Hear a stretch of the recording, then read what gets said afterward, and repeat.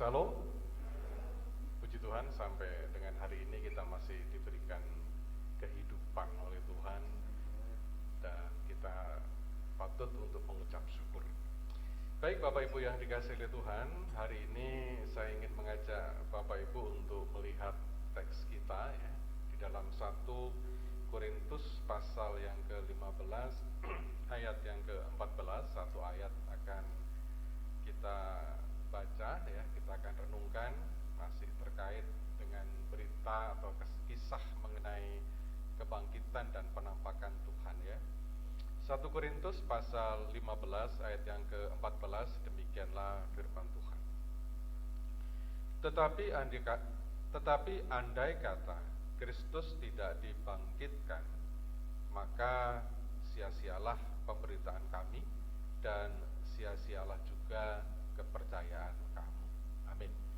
Saudara, teks ini menggambarkan dengan cukup jelas bahwa berita tentang kebangkitan itu menjadi diskusi bagi banyak orang pada masa itu sampai sekarang. Artinya ada banyak orang yang tidak mempercayai peristiwa atau kisah atau cerita tentang kebangkitan orang mati, apalagi kebangkitan Tuhan Yesus. Nah, di dalam konteks inilah kemudian Paulus menuliskan bahwa andai kata Kristus tidak dibangkitkan, andai kata Yesus tidak bangkit, maka semua yang terkait dengan iman Kristen akan sia-sia. Pagi hari ini saya akan ambil judul khotbah terkait teks ini. Judul khotbah kita adalah pembuktian. Saudara, setelah kebangkitan Tuhan Yesus, ya kan, kemudian Tuhan melakukan penampakan selama 40 hari, ya, pergi kemana-mana, mengunjungi murid-muridnya. Tentunya di dalam penampakan itu ada berbagai macam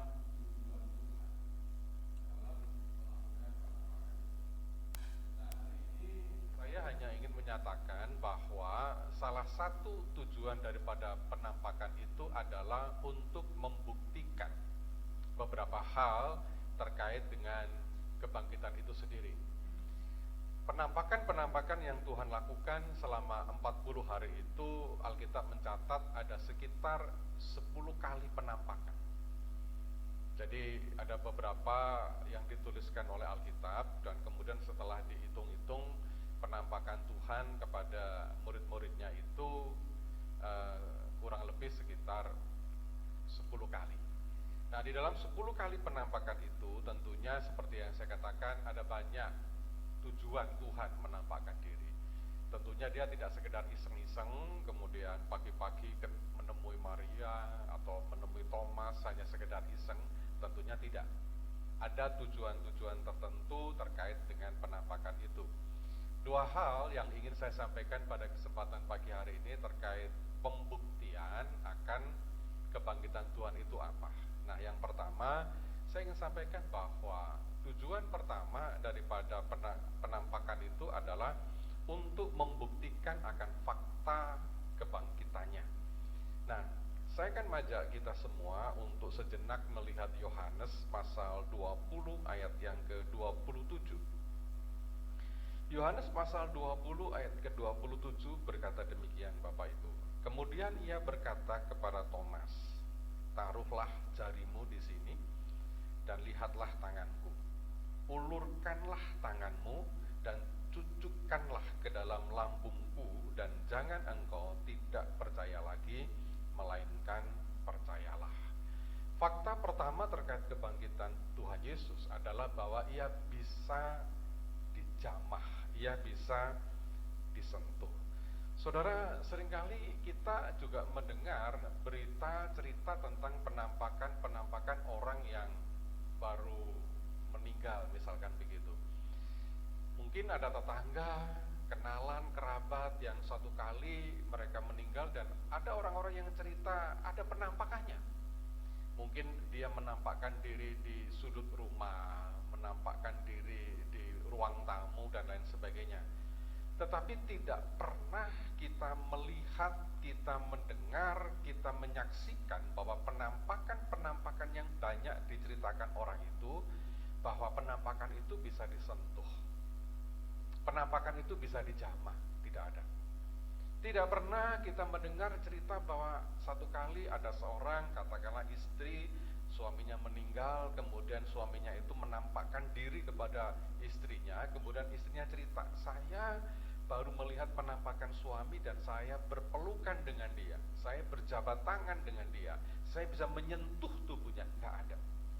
Penampakan-penampakan yang selalu diceritakan banyak orang itu sekedar apa yang dia lihat, dan itu bisa saja halusinasi, bisa saja imajinasi dan lain sebagainya.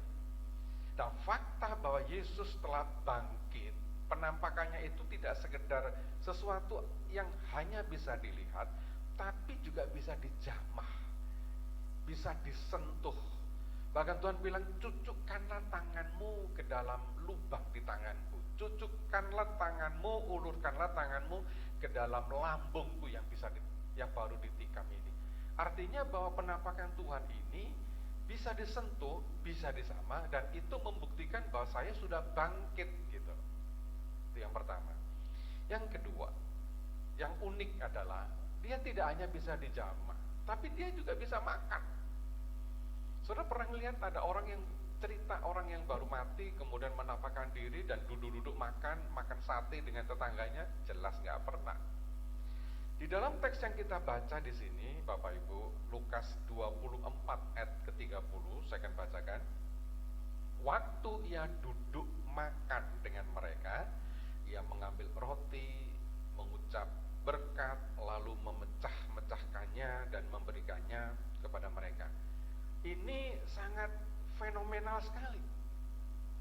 Kebangkitan Tuhan Yesus membuktikan bahwa dia tidak hanya sekedar bisa dijamah, tidak sekedar bisa disentuh, tapi dia bisa makan.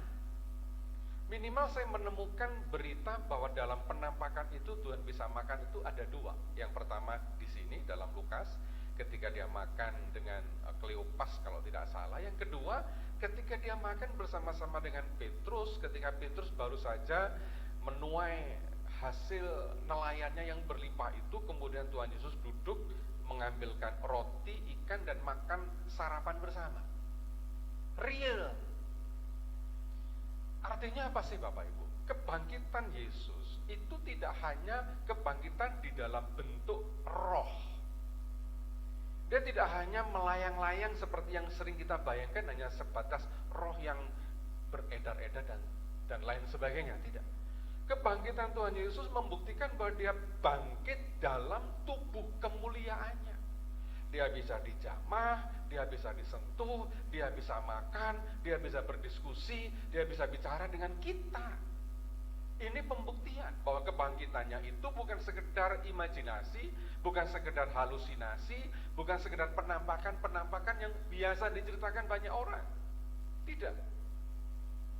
Saya bisa membayangkan murid-murid akan begitu kaget ketika mendengar Yesus bangkit dan kemudian bisa dijamah, kemudian bisa disentuh, dan kemudian bisa makan bersama-sama dengan mereka seperti manusia yang real apa adanya.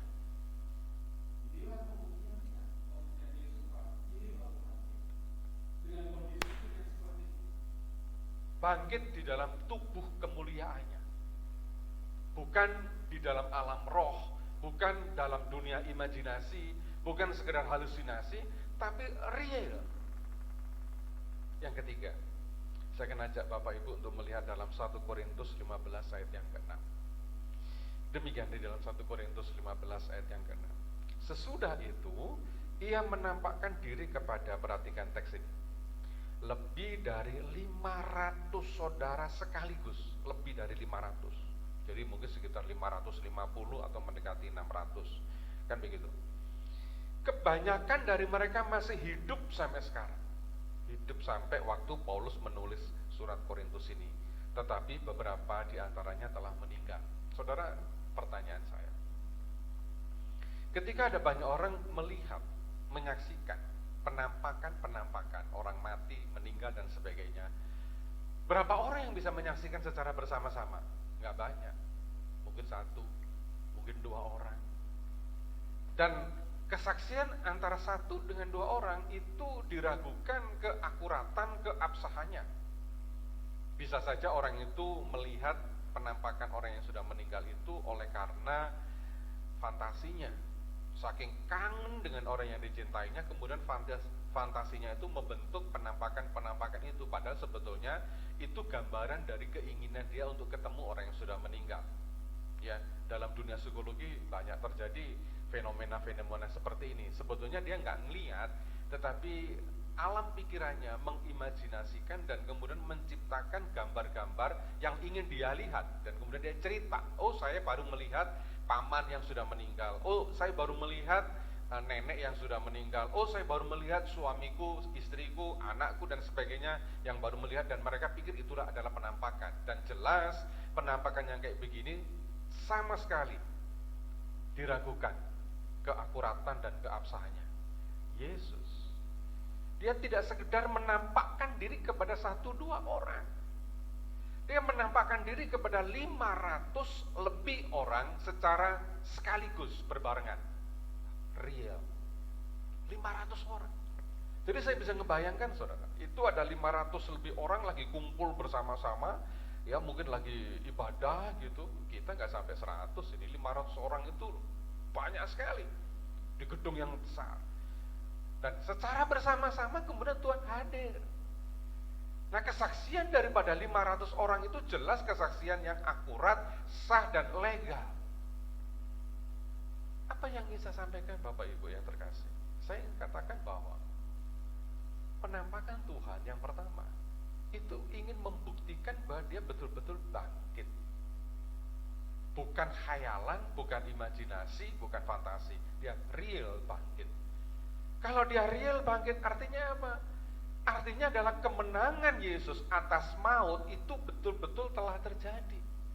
Bahwa ketika Yesus berkata, hai maut di mana sengatmu, hai maut di mana kuasamu, bukankah maut telah dikalahkan? Itu betul-betul nyata gitu loh.